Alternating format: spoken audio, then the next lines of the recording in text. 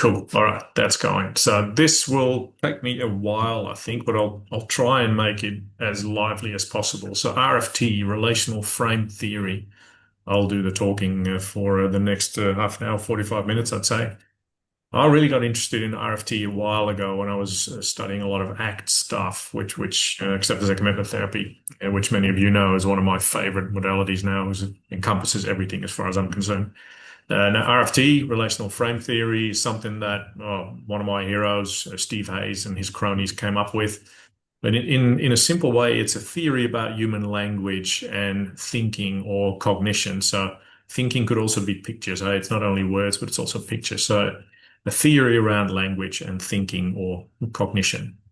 It explains how we relate things to another thing and how those relations shape meaning and how this variability to create meaning can actually empower us. So our mind can use that to very good use, but it also can trip us up quite badly psychologically. So it's called a functional contextual theory. It looks at functions within context. So functions that particular combinations that we have make. And it's quite theoretical. Maybe that's why my conceptual brain loves it. But I'll try and make it as practical as possible because it has fairly big implications. So we'll get started. See you on the next slide. Yep, cool. All right. So the core idea of RFT is that we are meaning-making creatures. We make meaning. We don't just respond only to what's directly in front of you. We are constantly relating things to other things, even though those things might not have been paired before. And I'll give you an example and maybe play along with me. So if I tell you that A is bigger than B, so A is bigger than B, and B is bigger than C. So A is bigger than B, B is bigger than C. What does that tell you about A and C? What's the relation between A and C? So A is bigger than B, but B is bigger than C. So what does that mean for A and C? Anyone wants to give that a guess? A's got to be bigger. Yeah, I'm not really going to guess. I'm just reading the slide, but it's A yeah, is bigger than C. yeah. Well, yeah, that's cool, but it has to be. It has to be A, but I didn't, well, other than the slide, but I didn't tell you that. This was just a little quiz. So, I told you A is bigger than B, B is bigger than C. What does that say about A and C? Well, C has to be bigger, but how do we do that? I didn't tell you that. That's what RFT actually looks at. And then they call that relational responding. So we respond to relations between things. And RFT actually says that that ability is the foundation of not only verbal language, but also of reasoning and values and identity, but also suffering. So we also do relational responding for ourselves. We make connections about us. So what we'll call that, we'll talk about that more. And they call this a stimulus equivalence class. They talk really stupid, complicated language, but there's an equivalence between the two stimuli. A, B is a stimulus, A and B, A and C, and there is an equivalence between those two. And more specifically, they say, well, that's actually a derived stimulus relation. So A and B is clear. A and C we have to derive from knowing A and B. It's nearly like mathematics. You just have to make it up. That's pretty much what we do. And that's how we kind of learn different from how many animals learn. So animals generally learn through direct experience. If you get touched by fire as an animal and you have pain, then you just learn to avoid that fire. You just don't do that again or try and avoid it as much as possible. Now, humans do that too. We also learn by direct experience, and that's where it gets interesting for our clients. But we add something that's way more powerful and sometimes dangerous because we can think about fire, we can talk about fire, and we can fear fire without even ever touching it because someone else might tell us it's dangerous, and then we start relating that, even though we've never experienced that ourselves. So that's where it gets really tricky. Now, so R&T calls that sort of stuff, and here's another one of those stupid, complicated terms, arbitrarily applicable relational responding. So we very arbitrarily start to respond and make relations that are then applicable. They become applicable. We just make them. So the arbitrary bit means that the relationship is based on language and potential social rules, but not necessarily physical reality. It's just something that we've been learned, or we've been taught that we've learned. That's just been told like that is the way it is, son, or that is the way it is, my dear daughter. And applicable means that we pretty much apply it everywhere. So it starts to generalize across context. So for instance, a real simple example is that $100 note example. If you grab a piece of paper and it says 100 on there, it's not physically better than a $5 note might be, but we know because we've been told that that is more valuable than the $5 note is. For kids, that's an impossible thing. If they see a 50-cent coin and then compare it to a 10-cent coin, to a $2 coin, they would think that the 50-cent coin is better because it's bigger. But then they learn because we tell them, it's like, no, the $2 coin is actually more valuable. It has more value than the 50-cent coin. And a lot of kids will have, it doesn't make sense to them. It's just something that they have to learn by us telling that to them, because otherwise, according to the physical reality, if you draw another relationship like bigger, what is bigger is better, then the 50-cent coin would be better, but that's just not the case. So that's where we start to kind of work with people's realities and kids' realities, telling them things that are not necessarily physically true, but they are true because we have told them that that is true. So language can then create what they call reality overlays, things that lay over reality. And I'll make this all pretty practical because it has counseling implications. So we overlay all these things over reality and then coming to conclusions about that one. So here's where it slowly starts to get interesting. So when you look at the building blocks, and that's relational frames. So we make all these frames that we overlay on the reality as such. So those are patterns of relating. And we can say, well, it's the same. This is like that. We can say it's different. That is not like that. It's different. We can compare. We can say, well, that's bigger than that. That's worse than that, or that is better than that. We can create hierarchies. It's like, well, that's worth more, or that person is more valuable to you than that person is, or that person is in charge and that one isn't. So we can create hierarchy or superiority even in that sense. We can also create time, before, after, or right here, right now.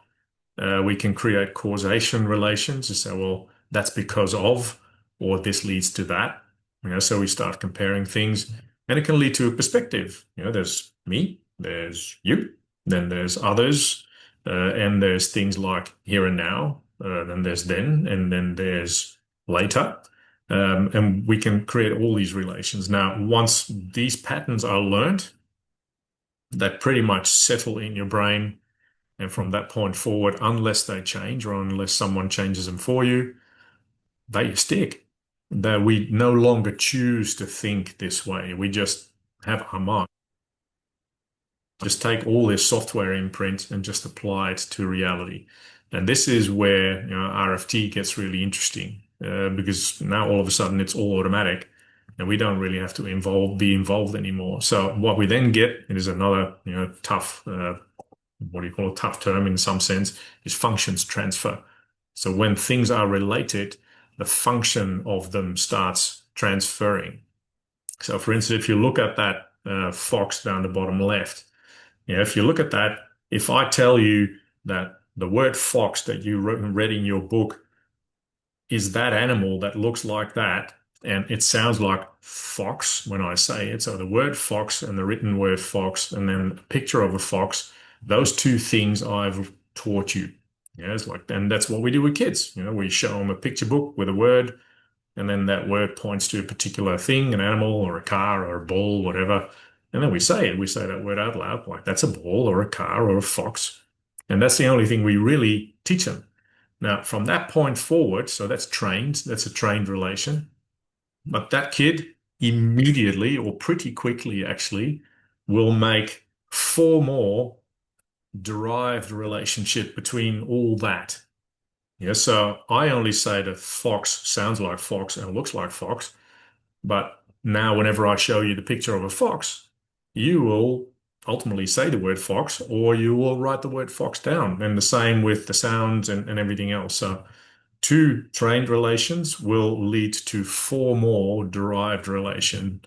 And that it gets interesting because that is what just happened, what our brains are so absolutely capable of doing and so brilliantly capable of doing.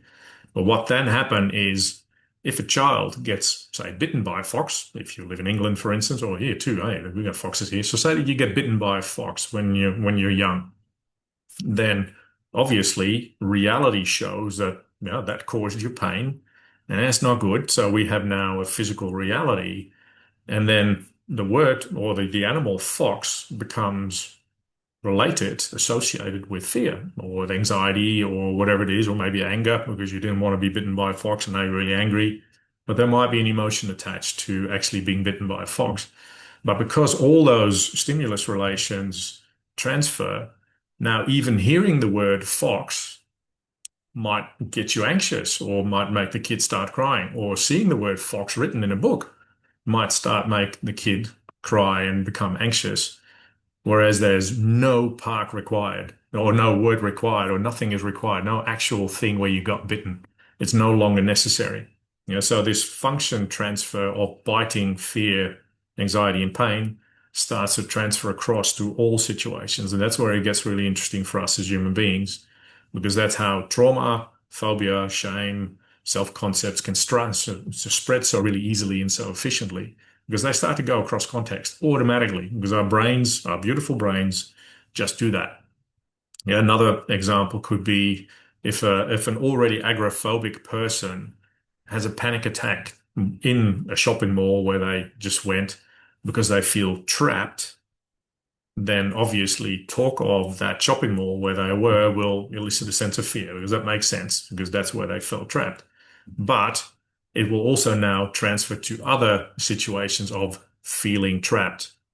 So when feeling trapped in the shopping mall elicits a panic because this person is agoraphobic, then feeling trapped in general will start to elicit fear and panic, because feeling trapped is related to the shopping mall, is related to agoraphobia. So there are so many things that we as human beings can feel trapped in, because we don't only take it literally, we also take it kind of proverbially, that a relationship in which we feel trapped becomes something that could elicit anxiety or even panic, or a job, or talking on the phone, or money where we feel trapped financially could create all these sensations of fear and anxiety. And nothing needs to necessarily happen other than feeling trapped. And then we're caught up. So you could even feel trapped watching a movie and have a massive panic attack coming up. And you go, well, why do I feel panic? What sort of silly thing is this? But that's because your mind, your beautiful mind, has related being trapped to previous events somewhere where you felt panicked, and therefore was the actual event. So that was the event that happened. But now we're starting to add it to it. So you add all sorts of different stimulus relations, opposite, different, causal, same, before, after, and that opens up a whole world of learning and cognitive abilities.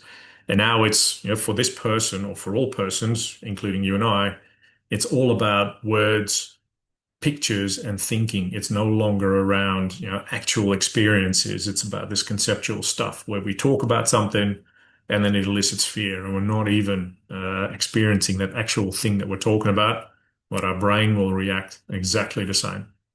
That's where it gets really tricky. So if you look at the self, the identity that we create through the lens of relational frame theory, then RFT suggests, and whether that's true or not, that's obviously a nice academic debate, that our self, with lowercase s, is largely built from relational frames. I might say that I am broken, or I might say that I'm lesser than, I might say that I'm behind someone, I'm not as good as that person, or I'm not enough. Now, those things are not necessarily facts. They are relational networks that we have built over time. Either we've built them ourselves because our beautiful mind does that, or we have been told that that is the case. I got an example of a friend of mine who had a brother.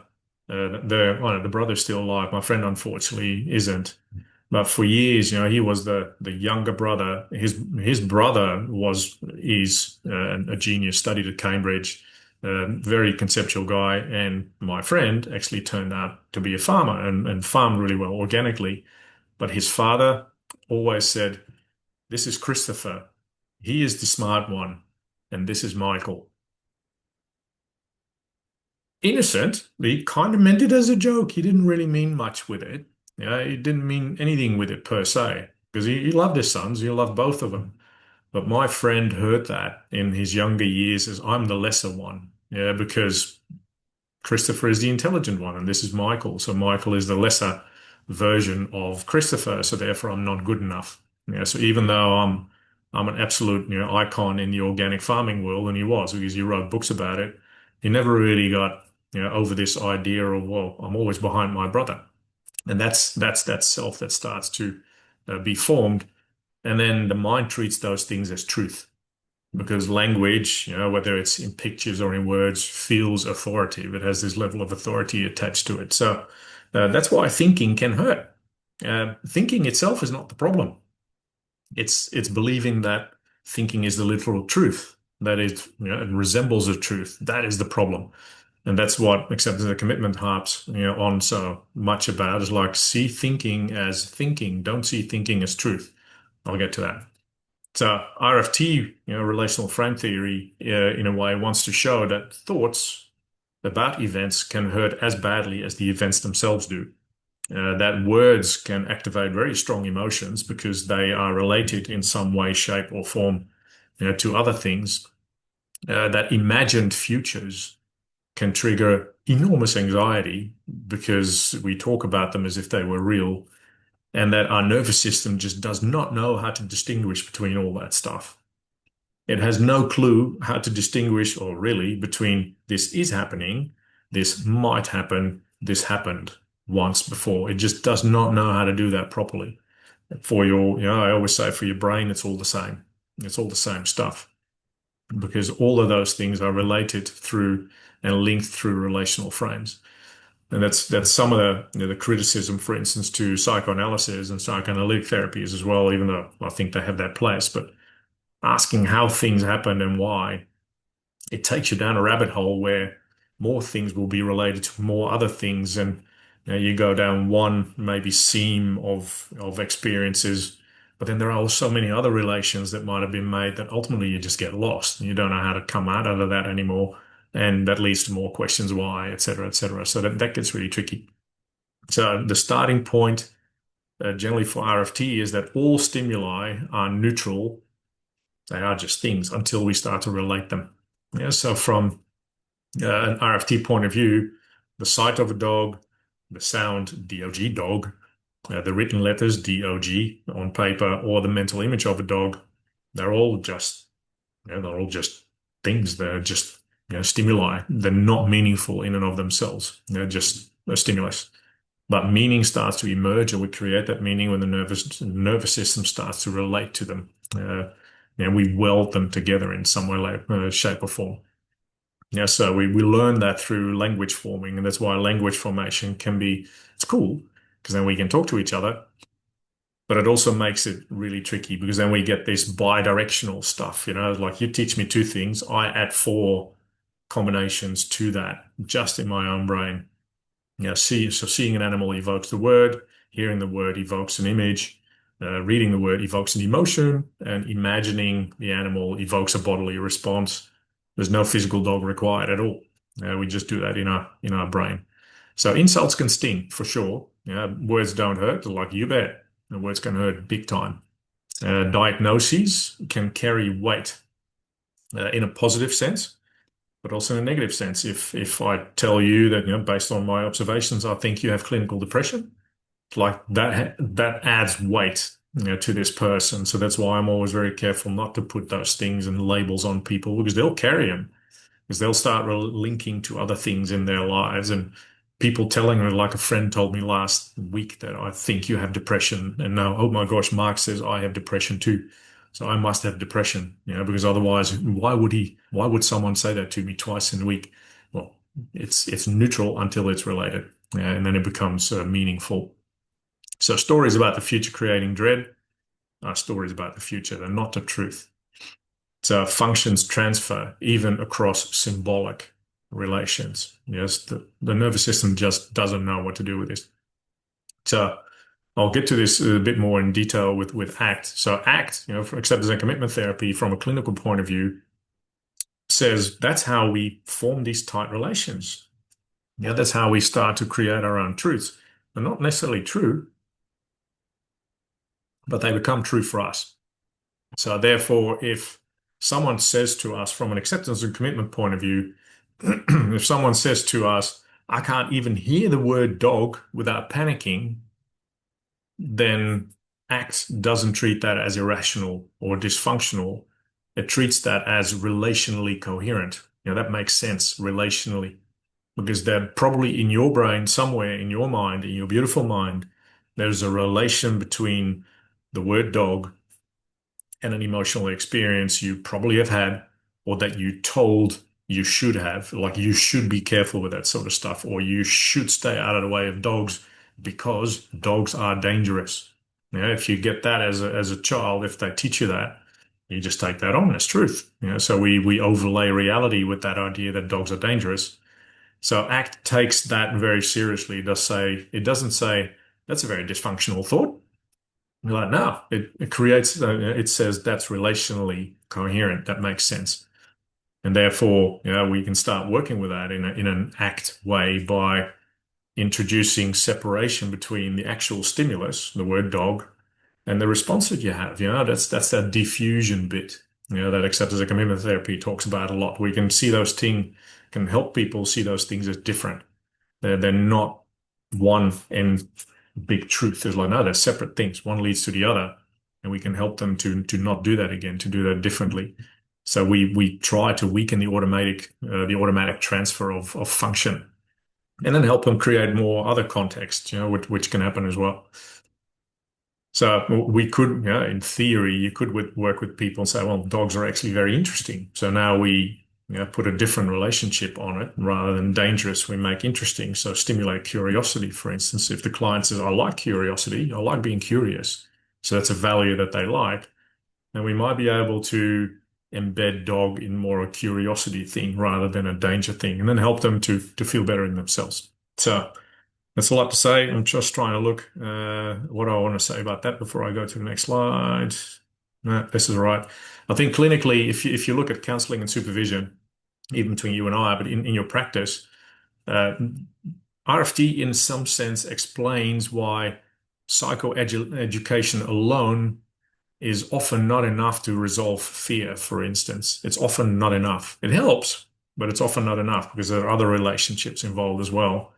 And why telling someone this is just a word or it's just a thought in and of itself is not always enough. There's a little bit more to it. And where exposure tasks are concerned, if you do exposure work with clients, that we also would want to include symbolic forms of exposure, not just in vivo ones, but also in the imagination, just symbolize that in one way, shape, or form, because then we can start to really work with that interrelation stuff and create all those frames around it. And in your practice, like, well, case notes, they can activate shame in ourselves because we read them. Where we get a feedback email from a client that says, well, that session didn't really go the way I wanted to. That can hurt. That can hurt really bad because you now relate that to self-concept of your own potentially, and why certain clients can actually activate our own stories, our own histories. So, counter-transference, the client just mentions stuff. It's not happening right now, but because the words are spoken, we relate it to our own relational frames of feeling lesser than or feeling hurt. And all of a sudden, we can be in that spot. So to put it real simple, so auditory, visual, written, imagined, and remembered stimuli, anything that comes up, become psychologically equivalent to each other once they're relationally framed. Once we frame them together, then they just become equivalent. They're all kind of the same in this big mush that is our brain. And that allows meaning and emotion to transfer freely between them. So the word, the symbol, the picture, the sound, all of a sudden we have emotions and all sorts of meaning going across context. And that's where it gets really tricky for us people. It's like, the brain doesn't necessarily ask, is this a dog? It just asks, what does this belong to? Yeah, it's like, what meaning does this thing have? So that's where the relational frames can start working for us and against us. And this is a bit more CBT type stuff, but it plays an act. It goes with verbal rules. So the quiet engines of human suffering, if you will, RFT says, is not only that, but it's also a useful lens, is this idea of verbal rules. They are statements that specify relationships between actions and outcomes. So usually they're if-then statements. So if I do this, then that will happen. Or if I work really hard, then I will be successful. Or if I please my father and mother, then they will love me. Or if I express my feelings, people will actually walk out on me. Or if I make a mistake, that means I'm incompetent. Yeah, all those if-then statements that we often try to elaborate on and try to explore in CBT, they go in acceptance and commitment therapy as well. It's like we make those things. Now, these rules are not inherently bad. They're just shortcuts that our brain makes in order to, create clarity in life. And, in a funny way, it sort of allows us to not touch stoves or burners every time we come across one. We know that if I stick my finger in that fire, that hurts. Like that result will lead to it. So that's useful, but we often make it not so useful. So the rules, the if-then statements, they are second-hand experience in some sense. They're not what is happening right now. They're a rule I apply to what is happening right now. So they are often, and this is what RFT says, they're very often insensitive to environmental changes that are not described by the rule itself. To give you an example of that, even if we don't get the good result anymore from that rule, and maybe get the negative result from still living that rule, for some reason we still keep doing the same thing. So, simple example, say that you have been very anxious for a long time and take physical addiction out of it. But if a glass of wine at night actually allows you to relax, and that works, it's like, well, if I have a glass of wine, I'll relax. So now there's a rule going on. If I want to relax, I'll have a glass of wine. Or if I feel stressed, then I'll have a glass of wine because that seems to work. Now, even if after a while you don't feel any form of relaxation anymore after that one glass of wine, we generally keep the behavior up because the rule itself is kind of not really sensitive to the changes in the environment that take place. So the rule is the rule. We follow the rule. We don't look at the results anymore. We just follow the rule. And that's how people stay in completely miserable jobs that they once liked because of some sort of rule, that sits behind that. So even if the environment has now gone in a way that doesn't honor them anymore, or maybe actively hurts them, a lot of people will stay in those situations because the rule says they should. It's, if I work really hard, I'll be successful. Now, this person is suffering from all sorts of physical symptoms related to perfectionism or overworking. They're still not successful. They can actually see that it's now hurting them. They still stay in the same job because the rule still applies, even though the outcomes are now destructive. And that's where it gets real tricky. So what acceptance and commitment says, acceptance and commitment therapy, and RFT kind of agrees with that, is that ideally we look at what's called contingency-shaped behavior versus rule-shaped behavior. So contingency is like, well, what's the context? What's going on in the here and now? What's playing out? And how can that shape my behavior? Versus I'm just going to keep doing this because this is what I've been doing regardless of the end result. So contingency-shaped behavior, acceptance and commitment therapy says, is learned behavior through direct contact. I try something, I get a particular result, positive or negatively. I then adjust and try again.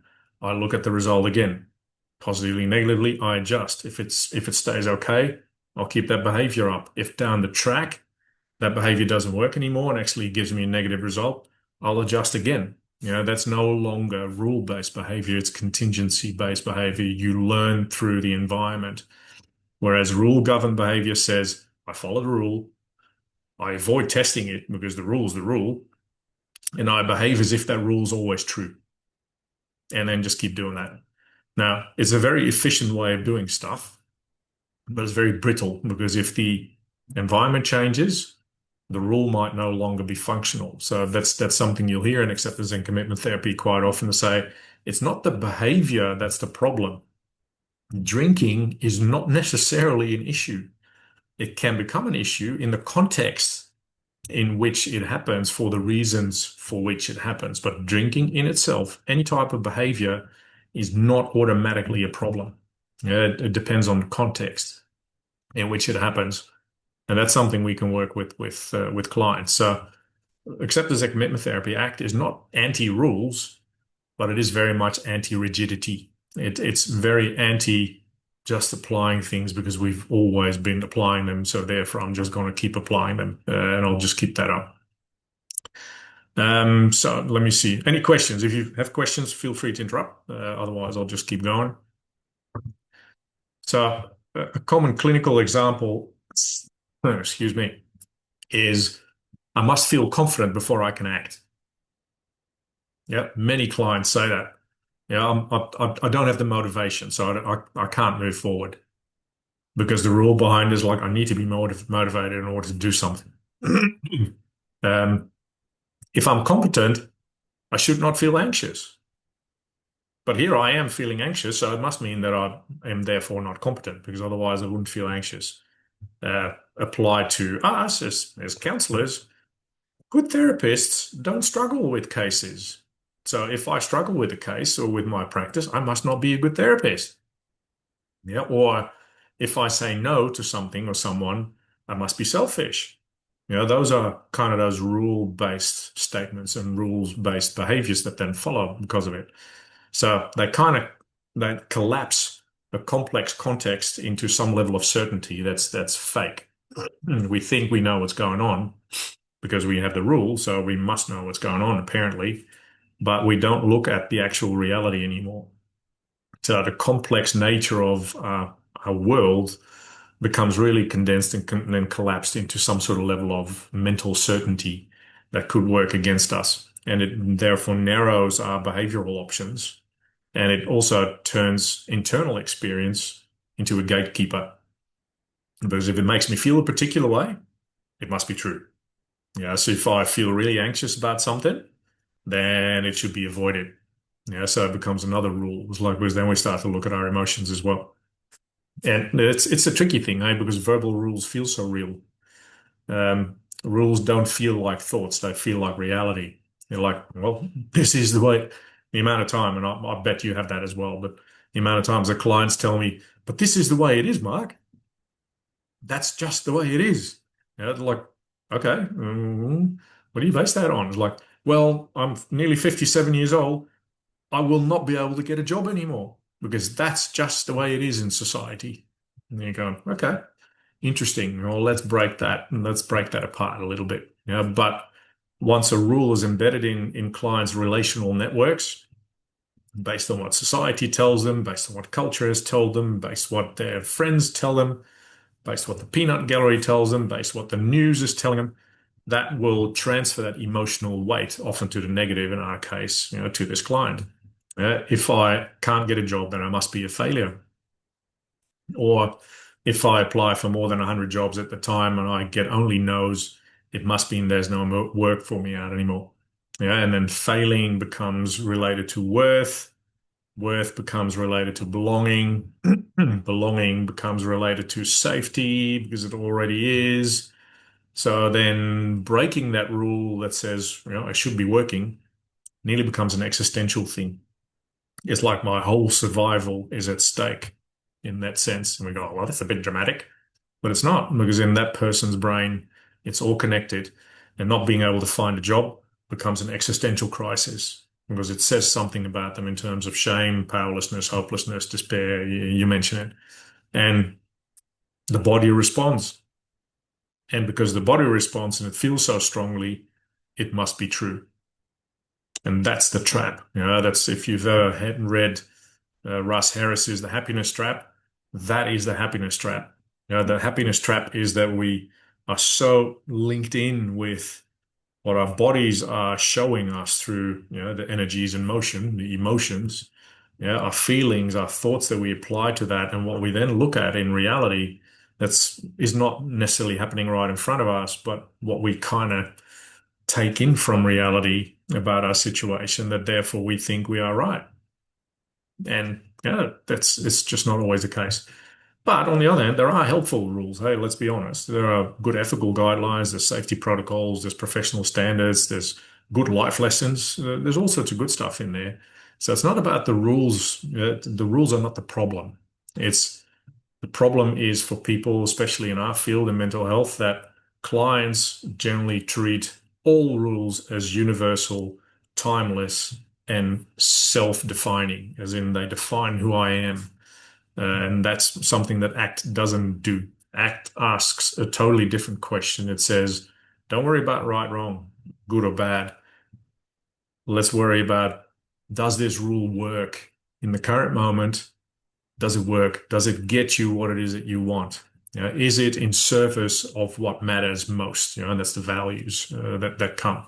So that there's all these things about verbal rules, like, that's just the person I am, or I am the kind of person who, or I've always been. And the clincher, that's just the way I am. So therefore I can't change. That's one I hear quite often. And that's when rules start to transfer their function into identity. And that's when narrative therapy becomes really interesting as well. It's like, how did that form? How did you form that identity? But it becomes part of it. And that's so tricky to get rid of, because once a person believes that their whole identity is involved with that stuff, you need a fair bit of WD-40 to start, getting a bit of traction on that one and start getting that nut off that bolt, because it's rusted on pretty tightly. So 2 more slides. Oh, actually 3, including this one. Well, I'll go over them fairly quickly. Also keep an eye on time. So psychological flexibility, you probably have heard that term. So ACT is the model of psychological flexibility. And RFT, or Relational Frame Theory, in combination with ACT, does not aim to stop our thinking. Our mind is beautiful, and we want to treat it that way. That would be the same thing to ask our heart to stop beating. It's like, no, you don't want that. So thinking is required. Thinking is just what it is. It can be a very good engine in order to create change. But what is required according to ACT is that psychological flexibility, to be able to notice thoughts as just thoughts, not truth. To hold language really lightly, to not get stuck on particular words, or to place enormous meaning on particular words or something like that, because they sound so meaningful. And to choose actions based not on rules so much, some are okay, but generally try to base our actions more on values. What's most important to me at this point in my life, given the context that I'm finding myself in. And that's the constant journey that I do with my clients when I work with ACT, is like, what's going on for you right now? Not forget about yesterday, but let's look at yesterday as well to see, how today has been formed. But what's going on right now, and what would be a more efficient, more effective, more helpful, more workable, more functional way forward? Not better, because then we're doing the better, good, right, wrong thing again. It's like, no, more functional. What would help you best? And then we start to look in that term, which I always think I like a lot better.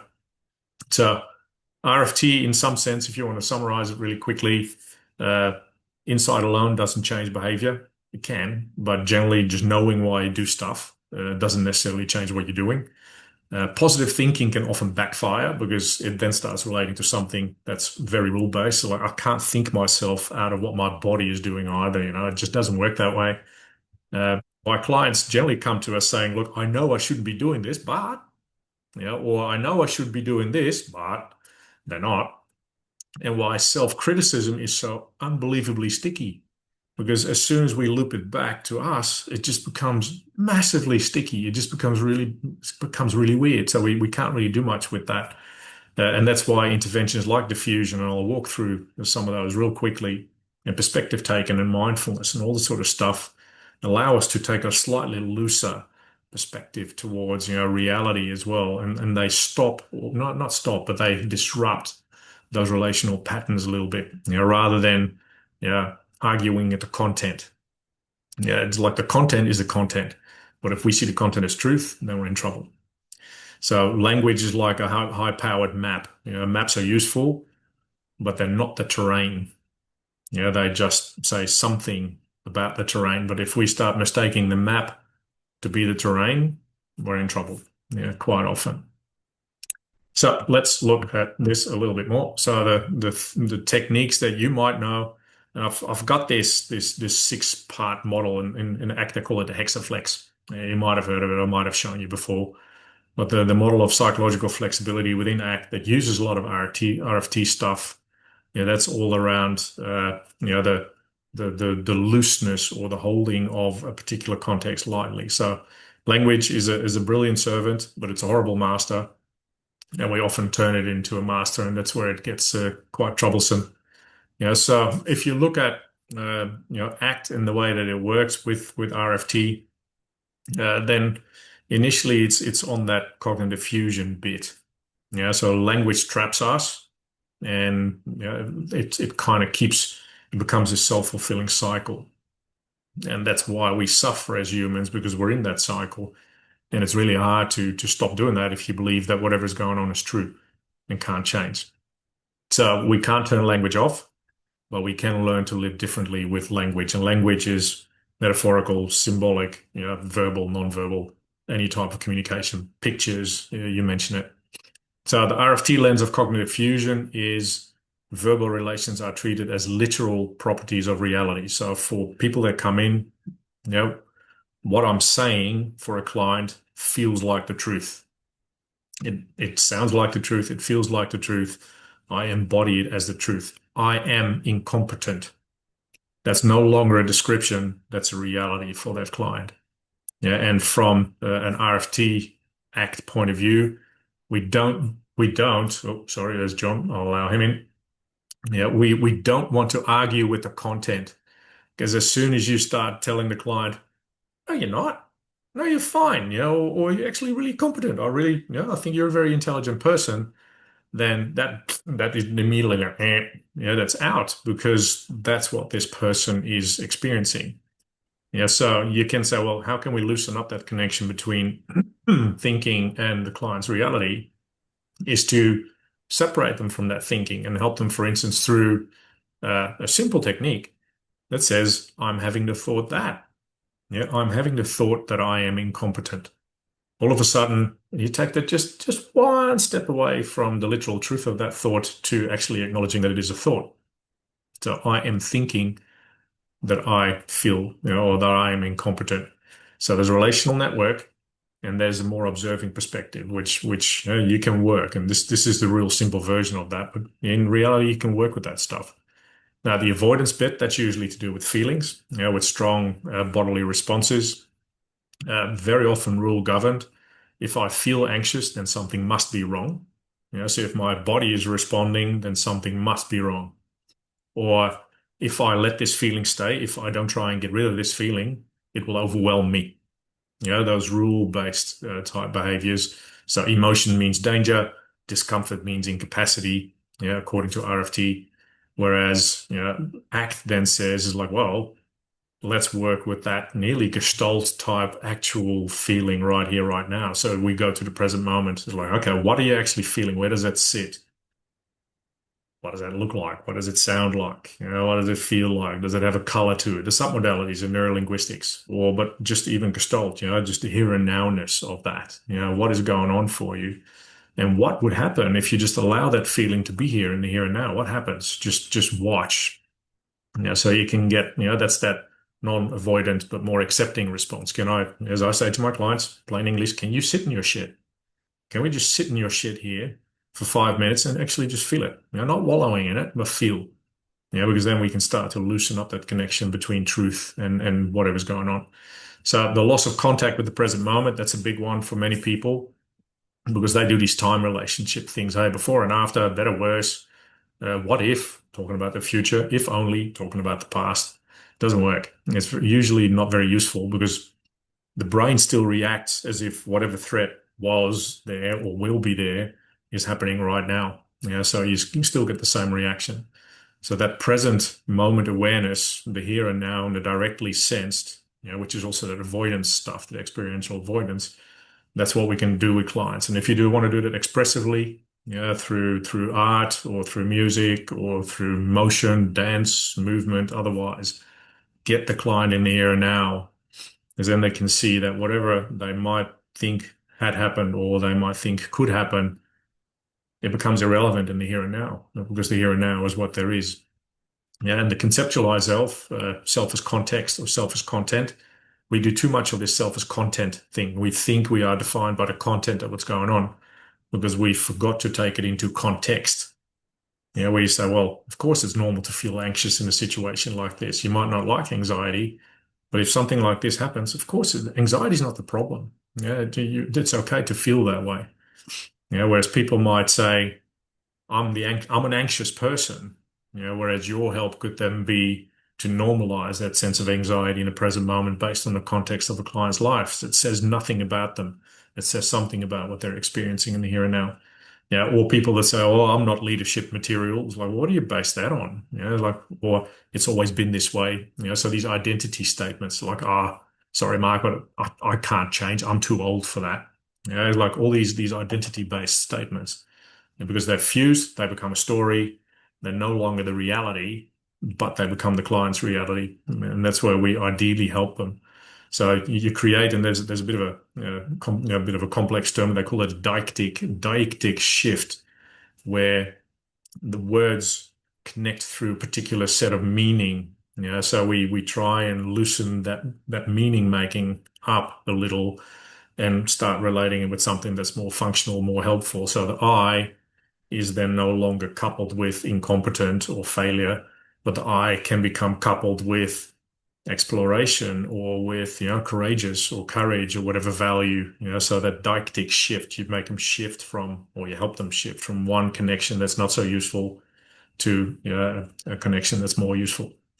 Now, and lack of values, this is something I do with pretty much all my clients in ACT, is values elicitation, like what is really important to you. And those could be lifelong values, like the really high order ones, but they could also be instrumental values, temporarily. For me, temporarily, I need to be courageous because I need to be, I want to get through this. It's like, awesome. What would courage want you to do, in this very moment, or what would that say?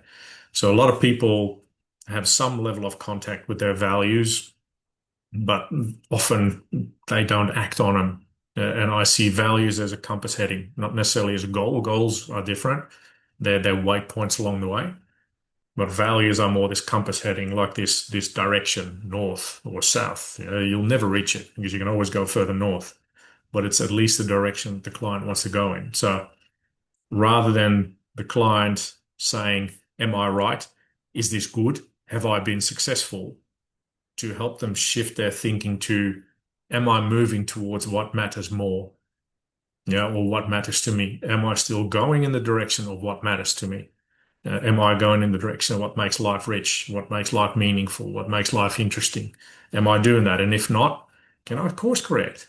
Can I just slightly course correct? Or maybe I can't. And, I just have to cocoon a little bit for a while because the context is just not right for me to keep going in that direction at the moment. I just have to pause and stop for a while. But let the real reality decide what's going to happen, not the imagined reality. And then the last thing, in action and impulsivity. And then there's the very last slide. Freeze. We freeze because of rules conflict.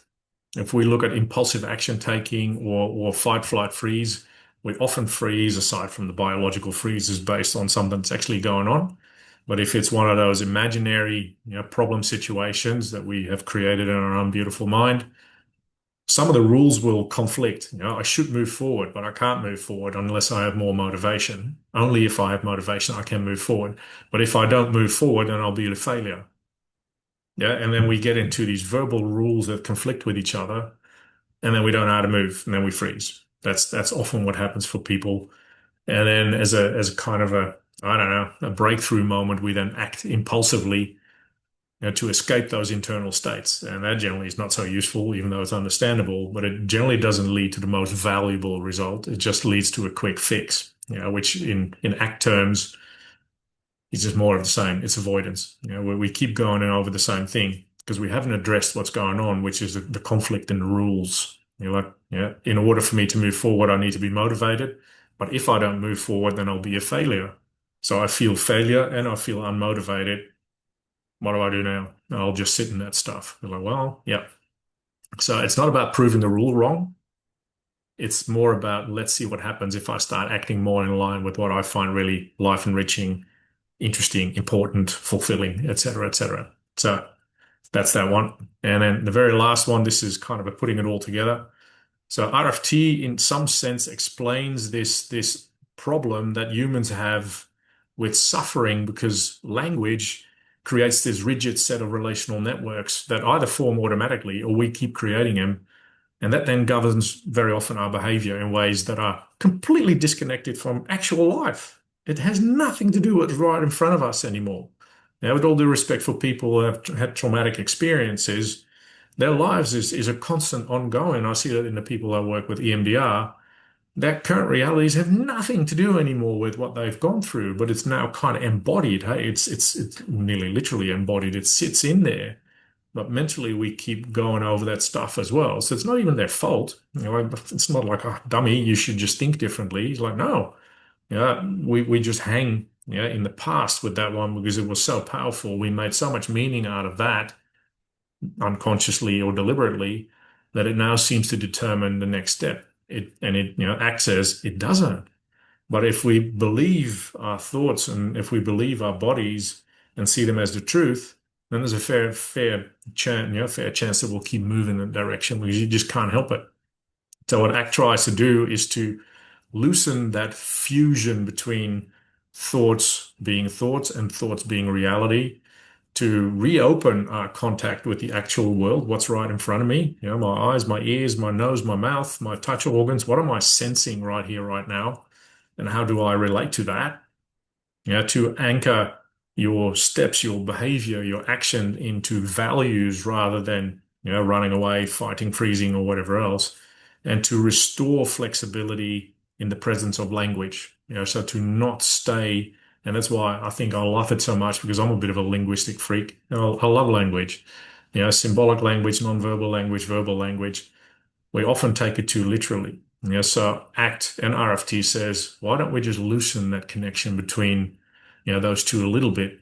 Because then we can notice when language has taken the steering wheel, and we're then in the happiness trap, more than anything, and then gently hand that back to us, to help us to steer our lives through lived experience and our chosen values. And I think that's what makes ACT so powerful, and that's why I like it so much. Because it respects people's perspective. It doesn't say, well, you're wrong. Or it doesn't say, well, we need to find out where that came from. It's like, no, that's your experiences right now. I mean, they are relationally coherent. It makes sense that you think that way. But is that something you still want to do? Is that something you want to keep doing? Is that something you're happy continuing? And if people say, no, I'd rather not, it's like, okay, would you be open to looking at stuff from a slightly different point of view, from a different perspective? And let's explore that. And then I often chuck the 6-step model in front of them first, and then we'll slowly start working on each individual item. So I'll stop sharing, and I'll actually also stop recording because then at least we're done.